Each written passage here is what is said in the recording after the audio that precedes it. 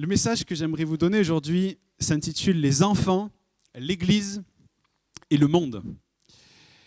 Et j'aimerais déjà commencer par une chose, c'est qu'on voit que tout au long de la Bible, et particulièrement dans l'Ancien Testament, on réalise l'importance pour Dieu, lorsqu'il fait une alliance avec quelqu'un, que cette alliance elle soit multigénérationnelle.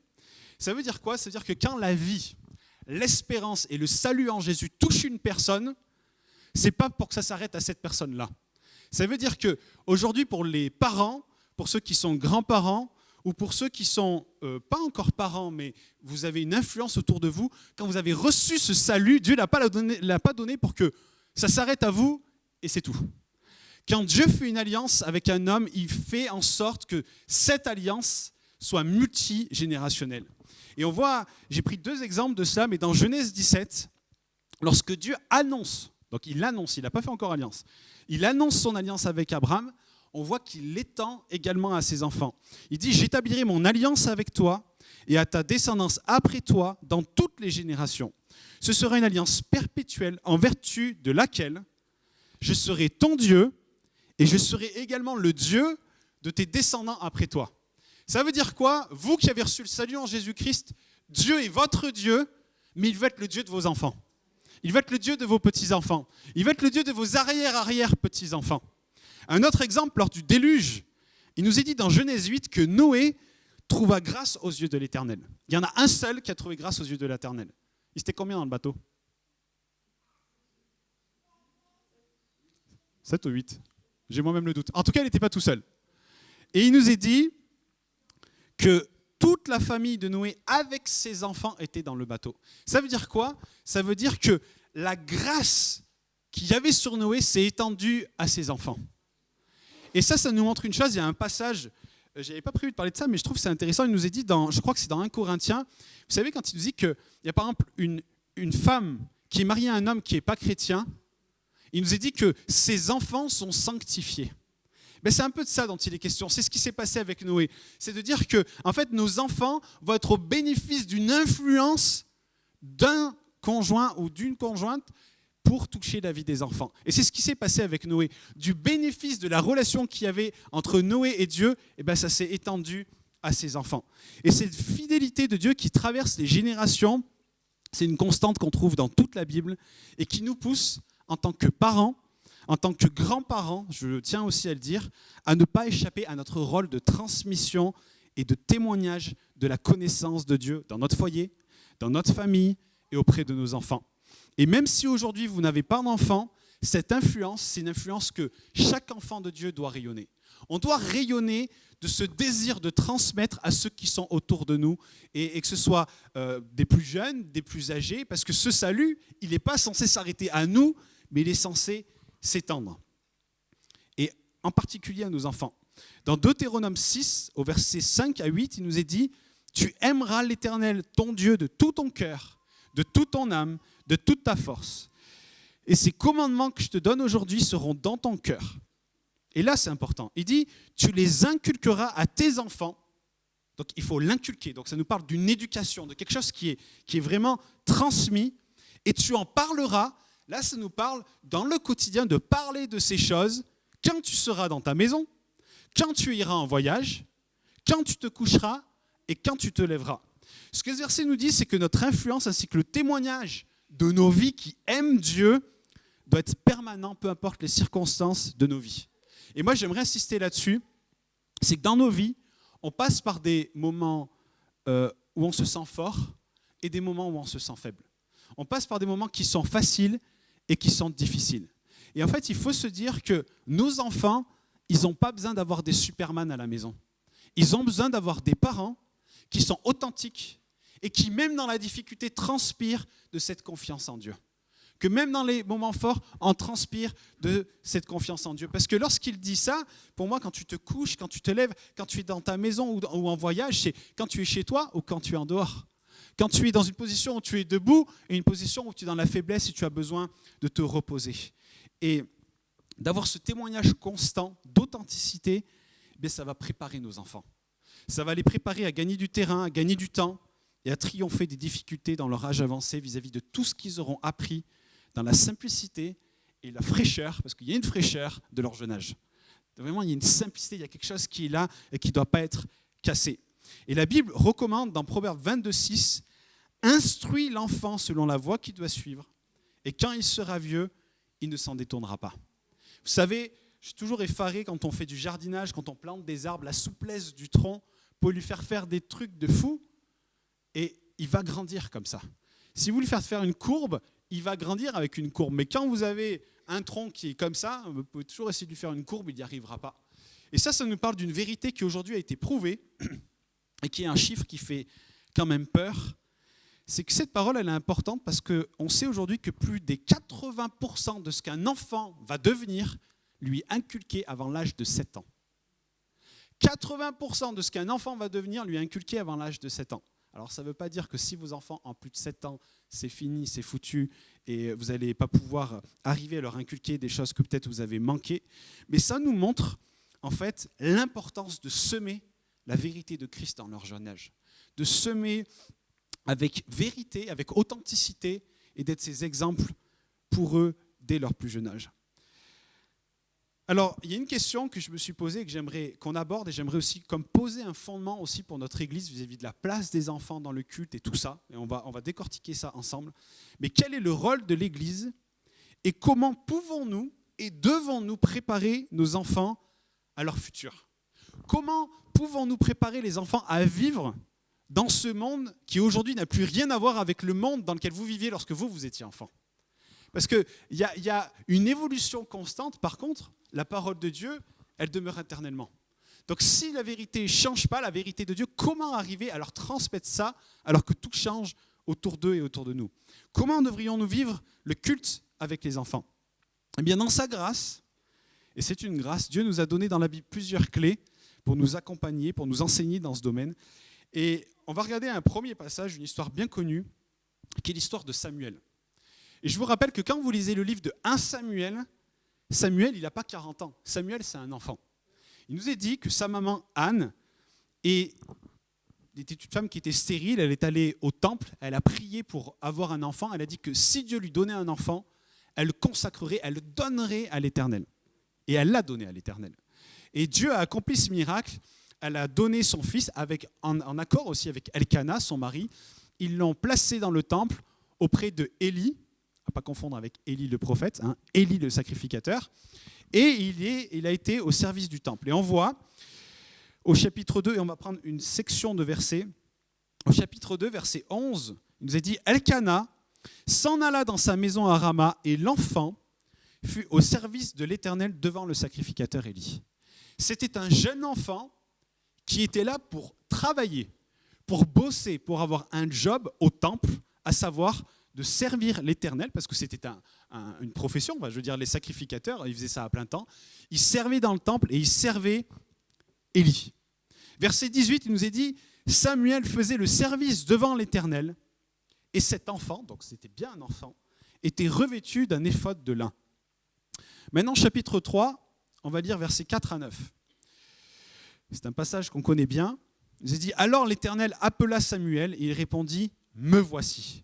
Il courut vers Élie et dit, me voici parce que tu m'as appelé. Élie répondit, je ne t'ai point appelé, retourne te coucher. Et il alla se coucher.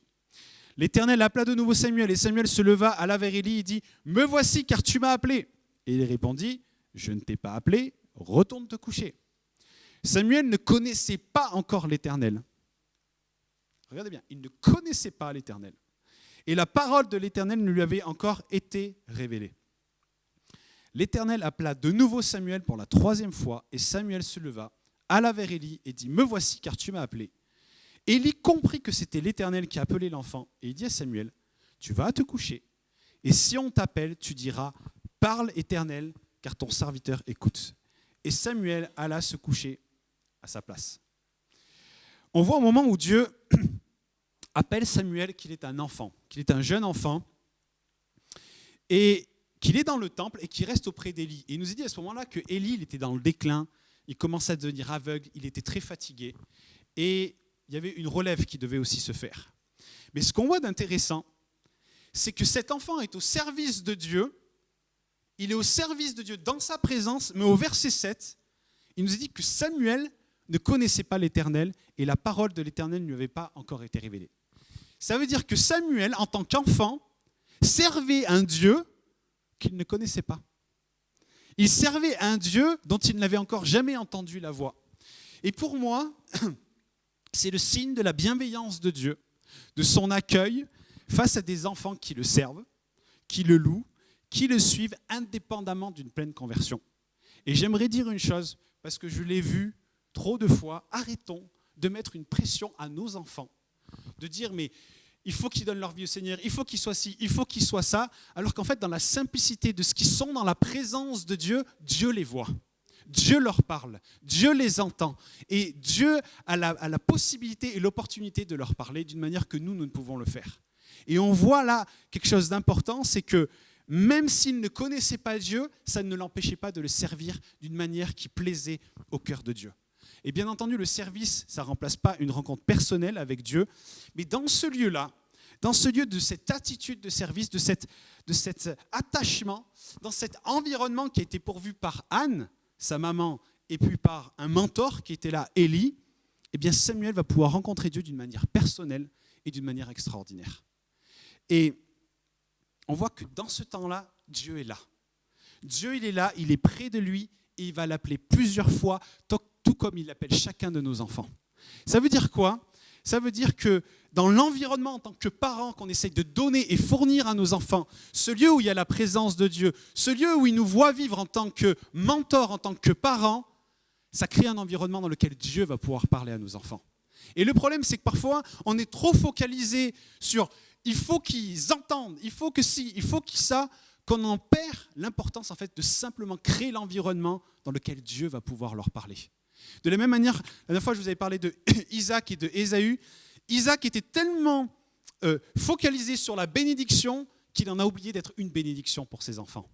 Et bien de la même manière, des fois, on est tellement focalisé sur le fait qu'il faut qu'ils entendent la voix de Dieu, qu'il faut qu'ils donnent leur vie au Seigneur, qu'on en oublie de créer l'environnement dans lequel, simplement, ils vont pouvoir entendre la voix de Dieu.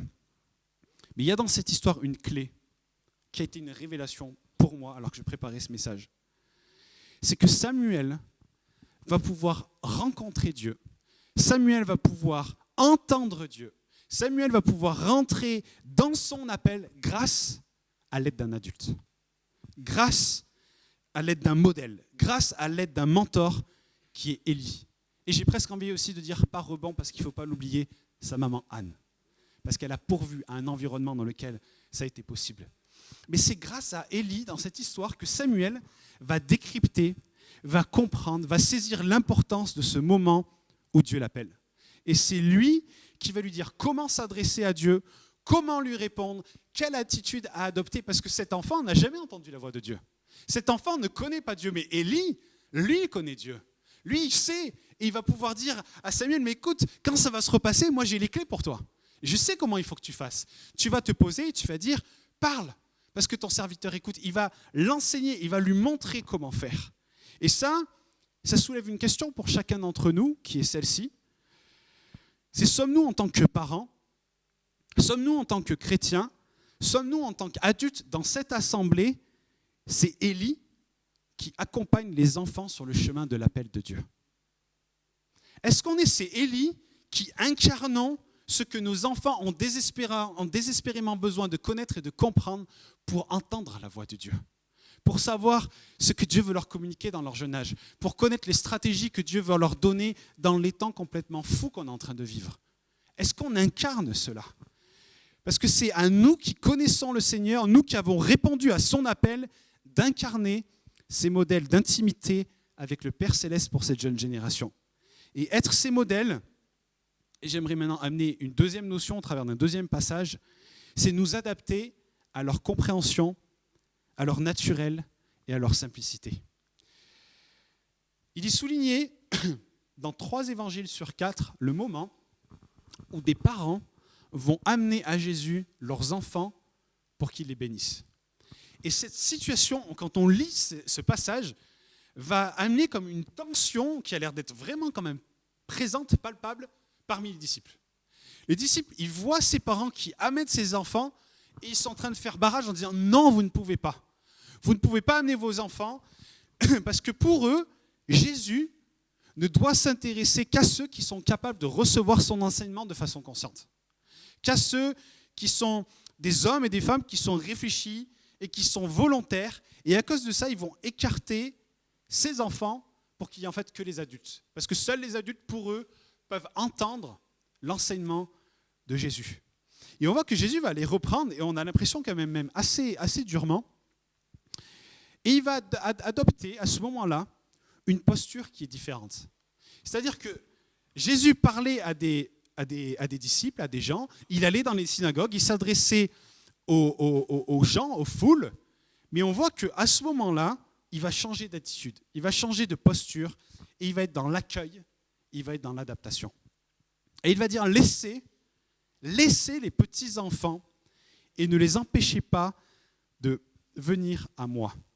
C'est-à-dire qu'il les a laissés venir et ensuite il a changé de posture. Il s'est mis à genoux, il les a reçus et il leur a certainement parlé différemment de la manière et des discours qu'il donnait aux adultes. Alors comment traduire l'histoire de Samuel et celle de Jésus dans le rôle que nous devons avoir avec nos enfants et le rôle que nous devons avoir avec les enfants à l'Église ? L'Église, c'est un lieu d'accueil qui est ouvert pour les enfants. Esprit et vie, on veut que ce soit une Église qui est ouverte pour l'accueil des enfants, avec un environnement comme pour Samuel, où ils vont pouvoir servir le Seigneur. Et j'ouvre une parenthèse, je pense qu'on n'a peut-être pas su le faire correctement, mais d'amener nos enfants à servir dans ce qu'ils peuvent servir déjà.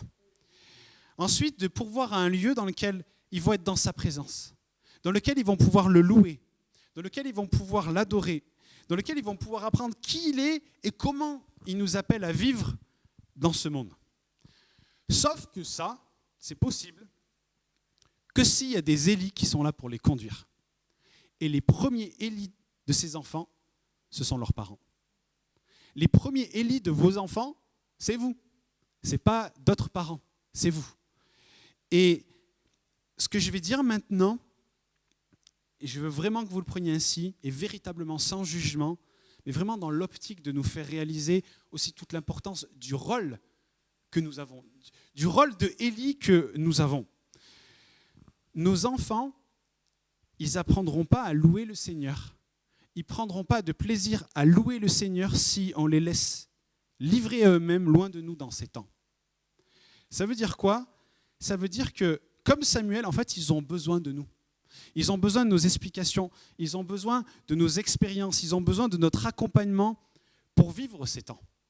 Ça veut dire quoi ? Ça veut dire de prendre nos enfants avec nous dans la louange, peut-être juste pour un chant déjà, et leur dire, tu vois, louer le Seigneur, on chante des chants parce qu'en fait, on proclame des vérités, on proclame qui il est. Et quand on loue Dieu, la Bible elle nous dit que Dieu s'approche de nous. Et on va prendre un temps maintenant et de les accompagner en disant, dis-moi si tu ressens quelque chose. Est-ce que tu ressens la présence de Dieu ? Qu'est-ce qui se passe dans ton cœur ? Qu'est-ce que tu vois ? Qu'est-ce que tu vis dans ces moments-là ? Parce qu'à moins qu'on les conduise dans l'adoration, il est rare que les enfants ils apprennent à adorer Dieu tout seuls. Ils ont besoin de nous, ils ont besoin de notre accompagnement. Et j'aimerais vraiment insister que ça se fait sur des petits temps courts pour commencer et qui vont se rallonger à la longue. Parce que des fois aussi,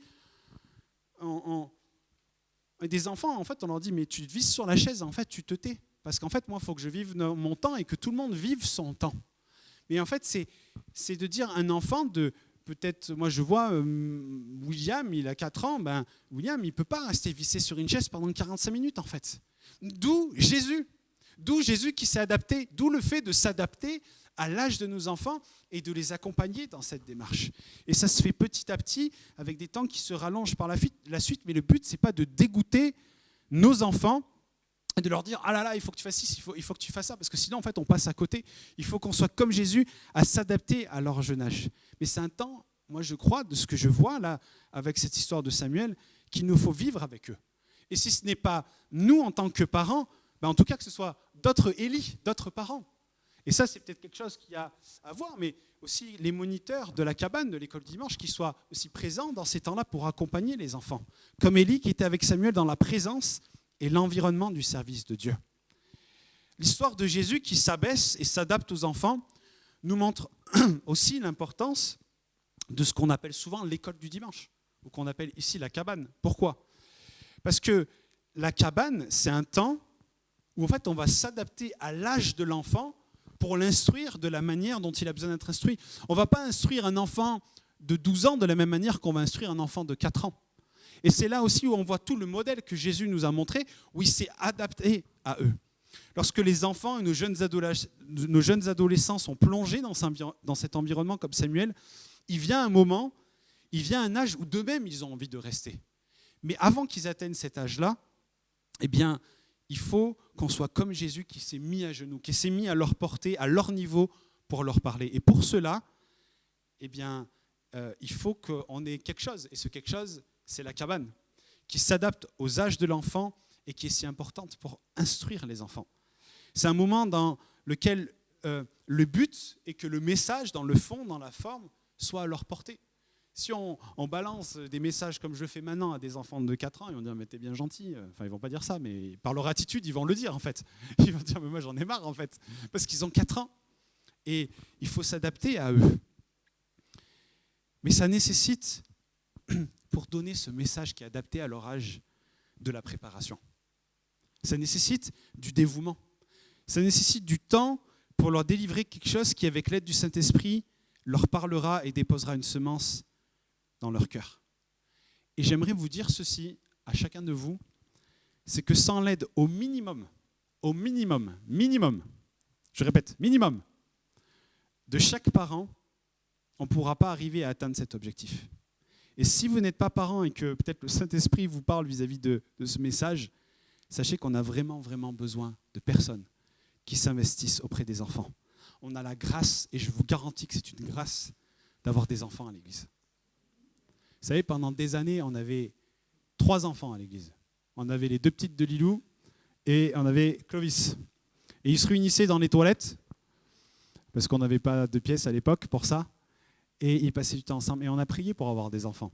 Bon, maintenant, on prie un peu moins pour avoir des enfants. Mais on a de nombreux enfants, mais c'est une grâce de Dieu. Vous savez pourquoi c'est une grâce de Dieu ? Les enfants ont toujours été une grâce, même dans le peuple d'Israël, parce qu'en fait, ils incarnent la relève. Ils incarnent ceux qui demain porteront l'étendard que vous et moi portons. Ils incarnent ces Élie en devenir que nous devons être pour eux, pour que eux le soient pour leurs enfants après eux. Et si vous n'êtes pas parents, si vous êtes des jeunes, si vous êtes des ados, sachez que vous pouvez vous investir auprès des enfants. Et on doit leur fournir l'environnement dont a bénéficié Samuel et leur montrer l'adaptabilité que Jésus a démontrée parce qu'ils en ont besoin et on a besoin de s'adapter à eux. Parce que j'aimerais quand même vous dire une chose. Ce n'était pas pour vous tendre un piège que j'ai fait ce que j'ai fait. Mais 88% d'entre nous, on a reçu et entendu parler de Dieu pour la première fois entre 0 et 10 ans. Et c'était combien le deuxième pourcentage sur la priorité qu'on donne aux enfants, c'était pareil, 80%. Et d'autres qui disaient, c'est l'une des priorités, mais pas la priorité. Mais si 80% d'entre nous pensons que les enfants sont une priorité, pourquoi est-ce que c'est si difficile d'avoir des gens pour servir dans ce domaine ? Si plus de 80% d'entre nous pensons que c'est une priorité, pourquoi des fois en fait on va à la cabane, on prépare des trucs à l'arrache en se disant mais c'est juste pour les enfants ? Point d'interrogation. On convient de l'importance de cela. On convient qu'ils sont la relève et on a besoin de s'investir en eux. On a besoin de personnes qui se lèvent pour s'investir pour eux. Et peut-être, vous savez, ça va être juste vous dites, moi je veux bien le faire une fois par an. Et une fois par an, c'est déjà super. Parce que vous allez pouvoir leur partager ce que Dieu a fait dans votre vie, ce que Dieu a déposé en vous. Moi, je crois que beaucoup d'entre nous, on ne s'investit pas à la cabane ou dans le service des enfants, où on le fait de manière légère pour 2 raisons. Il y en a une que je vais mentionner et que je ne vais pas développer aujourd'hui, c'est l'égoïsme. On a tous, quand on vient à l'église, envie d'écouter le message, on a tous envie de vivre des temps avec le Seigneur parce qu'on en a besoin et que c'est quelque chose d'important. Mais si la communauté se passe et que les uns et les autres servent à ce niveau-là, au niveau des enfants, ça va laisser à chacun aussi des temps pour vivre ça. Deuxièmement, si on accompagne nos enfants et qu'on les inculque comme des Élie envers Samuel à vivre des temps avec le Seigneur, ce n'est pas nous qui vivons notre temps en surveillant nos enfants, c'est nous avec nos enfants qui allons vivre ces temps. Et c'est là où c'est un travail de longue haleine. Et moi, je pense que Samuel a entendu la voix de Dieu au moment où il a entendu la voix de Dieu, parce que peut-être qu'avant, il n'était pas en capacité d'entendre la voix de Dieu. Peut-être qu'il lui manquait des clés, peut-être qu'il était trop jeune, peut-être qu'il était trop affairé peut-être à regarder à d'autres modèles, parce que je vous rappelle que dans ce temple, il y avait d'autres enfants qui étaient là, un peu plus âgés, les enfants de Samuel, qui disaient aux femmes à l'entrée du temple de leur faire des faveurs sexuelles pour être pardonnées par Dieu. Des enfants qui prenaient une longue fourchette, il nous est dit, et qui prenaient les sacrifices, et quand les gens disaient « mais c'est pour nous », ils disaient « non, c'est pour nous ».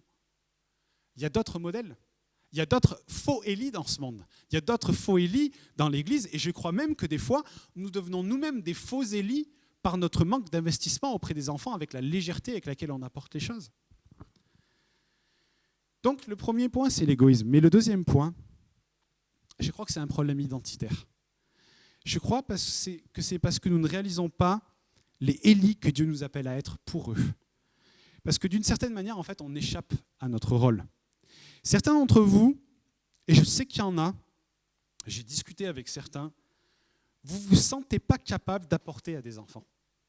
Il y a des parents, vous êtes là et vous dites « mais je ne sais pas comment leur apporter, je ne sais pas comment faire, je ne sais pas m'adapter à eux, je ne sais pas si, je ne sais pas ça ». Mais j'aimerais vous dire une chose, c'est que c'est faux et que c'est un mensonge. C'est un mensonge qui concerne votre identité en Jésus-Christ. Parce que si vous êtes là aujourd'hui, je crois que pour la plupart d'entre nous, c'est qu'on est né de nouveau. C'est qu'on a reçu Jésus, qu'on a répondu à l'appel de Dieu, et donc qu'on a des expériences, qu'on a des récits à partager aux enfants. Et que vous êtes des disciples de Jésus tous les jours, et que c'est ce que ces enfants ont besoin de voir. En fait, vous savez, des fois, on est là, à l'école du dimanche, et c'est vraiment super, je ne suis pas en train de critiquer ça, il le faut. On raconte des histoires sur Noé, et sur le jeune Samuel qui a entendu la voix de Dieu. On fait des bricolages pour qu'ils s'amusent. Il faut qu'ils s'amusent, il faut qu'ils prennent du plaisir. On crée une atmosphère pour qu'ils aient envie de venir à l'église. Et il faut que nos enfants aient envie de venir à l'église. Mais je crois que surtout, il faut qu'ils voient les Élie que nous sommes. Il faut qu'on incarne ce que c'est être un disciple de Jésus-Christ et combien c'est passionnant. Combien c'est bon de prier Dieu, combien c'est bon lorsqu'on est dans des situations difficiles, que j'ai prié Dieu et que Dieu m'a secouru. Écoutez les enfants, il m'arrivait ça, et j'ai prié, et Dieu a fait ça dans ma vie. Et quand tu es à l'école et que tu vis ça, eh bien tu peux vivre ces mêmes choses. En fait, je le dis de cette manière, mais qu'on incarne les Élie. On est tous des Élie ici. Si vous êtes nés de nouveau, peut-être ça fait 5 ans, 10 ans que vous êtes convertis, 2 ans, 3 ans, c'est obligé que vous avez vécu des choses avec Dieu. Rien que le récit de votre conversion. Comment avez-vous rencontré Jésus ? On a dit qu'à ce moment-là, Samuel, il ne connaissait pas Dieu. Élie connaissait Dieu. En étant au contact d'Élie, il a pu entendre la parole d'un homme qui sait ce que c'est connaître Dieu. Ils ont besoin d'entendre comment nous, on connaît Dieu. Et il n'y a pas besoin d'avoir fait école du dimanche plus 5 pour arriver à leur partager ça. On a juste à être ce que nous sommes, à être ces disciples que nous sommes. Il n'en faut pas plus. Et c'est bon d'avoir ces moments. Moi, je crois vraiment qu'il faut que les enfants ils aient envie de venir à l'église. Il faut qu'on crée un climat où ils ont envie de venir à l'église. Mais ce n'est pas un climat que 5 responsables d'église vont pouvoir amener, en fait. Tous ici. Et même de dire, vous êtes à l'accueil, vous voyez des enfants, vous ne les connaissez pas, allez les voir, comment tu t'appelles ? Moi, c'est comme ça. Et puis d'engager, en fait, pour qu'il y ait cette... Vous savez, dans le peuple d'Israël, c'était quelque chose qui était présent. Hein. Vous savez pourquoi les parents de Jésus, ils ont paumé Jésus ? Vous avez déjà posé la question ? Parce qu'en fait, à l'époque, ils allaient tous ensemble à Jérusalem et ils jouaient avec les copains et tout le monde un peu s'occupait des enfants de tout le monde parce que tout le monde était là, présents les uns pour les autres. Comment se fait-il que nous ne vivions pas ça ? C'est pourtant pas compliqué. Un enfant, c'est simple. Ils ne se prennent pas la tête. Nous, on s'apprend par contre. Mais ils ne se prennent pas la tête et qu'on sache être ces Élie pour nos enfants, mais des Élie pour les enfants des autres. Sans se transformer en donneur de leçons, mais en incarnant les disciples de Jésus que nous sommes et qui nous a sauvés et qu'on est passionné par le nom de Jésus, qu'on est passionné dans le fait de vivre pour Jésus. Sinon, on ne serait pas là. On aime Jésus et on veut leur montrer combien on aime Jésus et on veut être ces Élie avec eux. Vous savez, quand on regarde, moi, c'est quelque chose qui m'inquiète beaucoup et je me dis que j'ai besoin de recevoir l'amour de Dieu puisqu'il nous a dit que l'amour de Dieu chasse les peurs. Je veux dire, on en a besoin. Mais est-ce que vous avez regardé un peu l'actualité qu'il y a aujourd'hui ? Les guerres, les bruits de guerre. Franchement, c'est même le truc qui me soucie le moins, moi, aujourd'hui. Mais quand on regarde, moi, un truc qui me fait souci, c'est le déploiement de l'intelligence artificielle, par exemple. Et les robots et les machins. Et de dire, mais en fait, nos enfants, ils vont arriver dans des temps ou peut-être que d'ici qu'ils soient adultes et qu'ils soient diplômés, leurs diplômes ne leur serviront à rien parce que ce sera fait par des ordinateurs. Ou peut-être de vivre dans une société où même les fondements de ce qui fait de nous des hommes vont être mis à rude épreuve. Et en fait, on ne sait pas trop. Moi, je me dis, rappelez-vous, et pour certains qui ont plus de 50 ans, 60 ans, je veux dire, même toi, Claire, je veux dire, tu as connu l'invention de la télé, quoi, tu vois. Mais je veux dire, aujourd'hui, maintenant, on peut avoir des télés dans la tête. Tu sais que les gens, ils ont déjà reçu des implants. On vit dans ce temps-là, et en fait, on dit, mais qu'en est-il de nos enfants? S'ils ne nous voient pas vivre comme des Élie aujourd'hui, ils ne vont pas s'en sortir demain. Quand on pense au point, à quel point ils vont besoin d'être armés d'une communion profonde avec Dieu, d'une collaboration avec le Saint-Esprit, d'une connaissance de la parole de vérité qui est la même hier, aujourd'hui, éternellement. Et Dieu, moi je crois, il veut nous donner cela. Le peuple d'Israël, sur les 12 tribus, il en avait mis une à part pour un truc. Il a dit, vous là, je vais vous donner la connaissance et l'intelligence des temps. Vous allez savoir à l'avance comment les choses vont se passer et comment s'adapter. Demandons-nous l'intelligence des temps concernant nos enfants? Moi, je veux dire, on a besoin d'être ces Élie qui incarnent ça. Et préparons nos enfants à ça, en disant avec vérité, on ne sait pas de quoi demain va être fait, mais tu vas avoir besoin de Dieu encore plus que peut-être moi, j'ai eu besoin de Dieu dans mon enfance.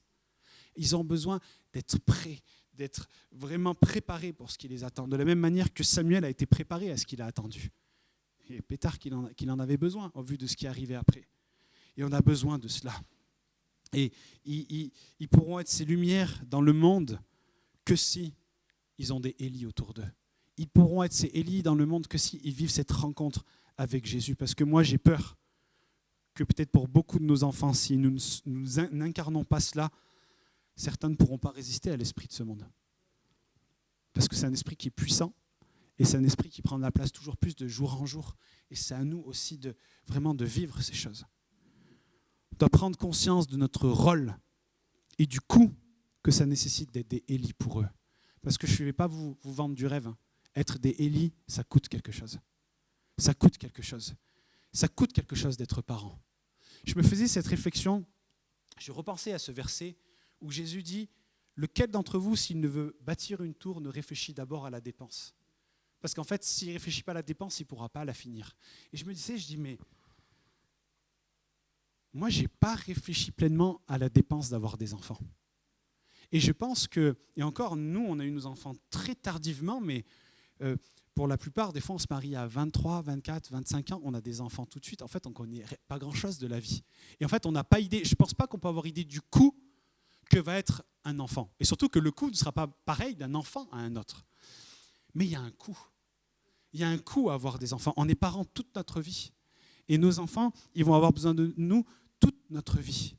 Et on a le désir de bâtir une famille, d'avoir des enfants, mais on ne réalise pas quelle sera la dépense. Mais il y a un coût. Le coût de crucifier notre égoïsme, le coût d'être là pour eux, de s'adapter à eux. Et moi, je trouve l'égoïsme, c'est tellement difficile. Mais on a besoin de l'aide quotidienne de Dieu pour nous aider à payer ce coût. À ne pas échapper à notre responsabilité de payer ce coût, d'avoir la force de tenir bon afin d'accompagner au mieux nos enfants dans ce cheminement de vie, ce cheminement spirituel qui est si important pour eux. Et j'aimerais aussi nous encourager et dire à plusieurs d'entre nous, on ne peut pas faire mieux que notre mieux. Certains d'entre vous, avec vos enfants, ça ne se passe peut-être pas comme vous aviez prévu. Vous savez, Dieu, il a dit à Gédéon, et moi ce verset, j'essaie de m'armer de ça tous les jours, il a dit, va avec la force que tu as. On ne peut pas aller avec une force que nous n'avons pas. On peut aller avec celle qu'on a. Et c'est de faire du mieux qu'on peut, mais la force qu'on n'a pas, c'est Dieu qui va la fournir. C'est lui qui est ce delta entre ce qu'on peut fournir et puis la totalité de ce qu'il faut fournir. Mais avec l'aide de Dieu, eh bien, on va pouvoir vaincre aussi notre égoïsme, on va pouvoir pousser et aider nos enfants à vivre ces choses dans l'Église. On va pouvoir être là pour eux et les accompagner avec l'aide du Saint-Esprit. Mais on ne peut pas simplement nous contenter que nos enfants soient extérieurement conformes à ce qu'on entend d'enfants dans l'Église. Et il faut qu'ils arrivent et qu'on les aide à chercher une attitude sincère, une envie sincère de rencontrer Dieu. Et on a, je crois, besoin parfois d'être rappelé aussi de ces choses. Parce que, vous savez, des fois, il y a cette pensée tellement fausse où Et des fois, des parents, moi j'ai eu des discussions avec des parents, et c'est encore une fois sans jugement, on en est là où on en est, mais ce n'est pas à l'Église de fournir l'éducation spirituelle de vos enfants. En fait, l'Église ne se substitue pas au rôle des parents. On est là pour essayer d'inculquer des choses, d'accompagner, mais les premiers élis des enfants, c'est les parents.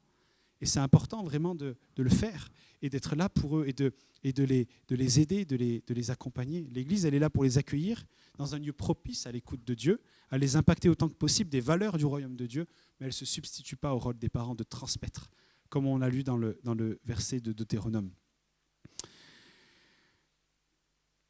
J'aimerais aussi dire une chose, c'est que pour certains parents, peut-être que vous êtes découragés aussi. Vous avez essayé d'être ces Élie, vous avez essayé d'incarner, de propager ces choses avec vos enfants et vous avez l'impression que ça ne prend pas. Vous avez peut-être essayé d'instaurer des cultes en famille, de faire des choses et ça ne marche pas. Et vous vous dites, mais je ne vais pas y arriver, mes enfants, de toute façon, ils n'en ont pas envie et tout ça. Et moi, j'aimerais vraiment vous encourager et vous dire que, encore une fois, plus que des « il faut », que des fois, on essaye d'inculquer à nos enfants, ils ont besoin de voir que nous sommes comme Jésus. Ils ont besoin de voir qu'on incarne ces Élie. Et en fait, ils vont nous voir incarner cela dans le pardon que l'on donne, dans la dépendance que nous montrons à Dieu dans les choses du quotidien, dans la manière dont nous vivons la famille, dans la manière dont nous vivons le travail, la manière dont nous vivons les épreuves. Et c'est lui qui convainc les cœurs. Et vous savez, moi j'aimerais vraiment insister là-dessus. La Bible déclare que c'est le Saint-Esprit qui convainc les cœurs de péché, de justice et de jugement. Il n'en change rien pour nos enfants. À la fin de la journée, quand vous essayez d'amener une personne à Christ, vous lui délivrez le message de l'Évangile. Mais on n'a pas le pouvoir de convaincre. Mais nos enfants, c'est pareil. On est là pour leur fournir l'environnement propice, pour leur communiquer les valeurs du royaume de Dieu, mais c'est le Saint-Esprit qui va convaincre leur cœur. Et aussi, il faut qu'on se dépose sur le Seigneur en lui laissant la responsabilité qui est la sienne. C'est lui qui sait à quel moment et comment il faut le faire. Maintenant, on fait aussi face à des situations où on ne sait pas toujours comment leur parler. On ne sait pas comment communiquer avec eux, on ne sait pas comment réagir. Et là encore, moi, j'aimerais vous rappeler ce verset, moi, qui me touche en ce moment, où Dieu dit, c'est Jésus qui dit, quand vous serez traînés devant les tribunaux, vous ne saurez pas quoi dire, vous ne saurez pas quoi faire. Le Saint-Esprit, à l'heure même, vous dira quoi dire, vous dira quoi faire. Moi, je pense que plus que les tribunaux, en fait, c'est des situations de désespoir. Les situations où on est là, on est démunis, on ne sait plus quoi faire, et bien le Saint-Esprit est là pour nous donner la parole, pour savoir quoi dire à nos enfants, quoi faire avec nos enfants. Et c'est ça que nos enfants vraiment ont besoin de voir. Alors, si vous avez des difficultés vraiment dans vos temps en famille, avec vos enfants, et que ça ne se passe pas comme vous voudriez, et même il y a tellement de comparaisons, des fois on se compare à d'autres familles, on voit d'autres enfants, de parents, on dit « Ah là là, ils sont comme ça, les miens ne sont pas comme ça », il faut qu'on arrête avec ces bêtises. En fait, on en est là où on en est, et on a besoin de l'aide du Seigneur, de l'aide du Saint-Esprit, et de dire « Mais voilà, on veut peut-être maintenant incarner ça ». Plus qu'essayer de le transmettre, l'incarner. Plus que faire entendre la voix de Dieu, créer l'environnement dans lequel ils vont entendre la voix de Dieu. Et si vous êtes dans la difficulté, mais ne vous découragez pas. Vous savez, en tant que parent, on fait du mieux qu'on peut, vous faites du bon boulot, vous faites du mieux que vous pouvez, et Dieu le sait, et Dieu voit cela, et il est là dans notre quotidien pour nous aider. Mais parfois, on fait face à des murs, comme vous avez fait face à un mur avec une attitude de votre enfant, ça ne changeait pas. Dieu a révélé et il y a pu avoir un changement. Des fois, on ne prend pas conscience de ce que Dieu nous offre et les clés qu'il nous donne dans l'éducation de nos enfants. Des fois, on ne prend pas conscience aussi peut-être de la posture que Dieu nous demande d'adopter avec un enfant en particulier qui ne sera pas la même qu'avec les autres enfants. Et d'être vraiment à l'écoute, dire « Saint-Esprit, comment est-ce que tu veux que je sois? Comment je veux agir ?» Tu as dit qu'à l'heure même, tu nous transmettrais dans là où on est sans issue, on est face à des murs, il va le faire. Mettez la parole de Dieu à l'épreuve. Tu dis dans ta parole qu'à l'heure même, tu me donneras tes stratégies. Eh bien, je la veux. Je la veux pour mon fils. Je la veux pour ma fille. Je veux savoir comment lui parler. Et le Seigneur va le faire parce qu'on a un Dieu qui est bon, il ne nous laisse pas orphelins. Vous savez, la Bible dit que si on lui demande un pain, il ne va pas nous donner une pierre. Si on crie à Dieu, qu'on est désespéré parce qu'on a faim et soif de ses stratégies, il va nous les donner. En fait, on n'a pas un Dieu qui se cache en disant « je vais les laisser galérer, bien voir » et tout ça. Non. On a un Dieu qui nous aime et qui veut voir nos enfants être sauvés parce que c'est un Dieu de promesses multigénérationnelles. S'il la veut pour vos enfants, il ne va pas rendre les choses difficiles pour vous, pour entendre sa voix, pour connaître la stratégie, pour la donner à vos enfants. On a un Dieu qui est cohérent. On a un Dieu qui est un Dieu d'ordre et pas de désordre. Et il est là et il va nous accompagner. Alors vraiment, qu'on ne se décourage pas qu'on ne se décourage pas. Et qu'il y a aussi, il faut le réaliser, des bienfaits merveilleux à incarner les Élie qu'on est appelé à incarner. C'est que ça crée cet environnement qui va impacter nos enfants, qui va impacter l'école dans laquelle ils vont, qui va impacter leurs relations, qui va impacter les hommes et les femmes qui vont devenir, qui va impacter leur futur lieu de travail, leur future famille, leur futur conjoint. Et en fait, on investit dans quelque chose qui est plus grand que simplement la vie de nos enfants. Et c'est parce que nous désirons voir nos enfants s'attacher à Christ, s'attacher à son Église, qu'en fait on cherche à les enseigner et à incarner ces Élie que nous sommes appelés à être. Alors, j'aimerais terminer vraiment là-dessus et juste deux, trois choses, mais qu'on ne se dédouane pas et qu'on prenne conscience du rôle qui est le nôtre. Et plus que sur des choses qu'on veut leur dire par la parole, bien moi, ce que je vois de ce récit, c'est de créer un environnement dans lequel eux-mêmes vont entendre la voix de Dieu. Eux-mêmes vont entendre Dieu leur parler. Et si Dieu a été capable d'appeler Samuel, il va appeler vos enfants par leur nom. Il va leur parler, il va leur communiquer l'appel et dans ce lieu que nous préparons pour eux. Amen.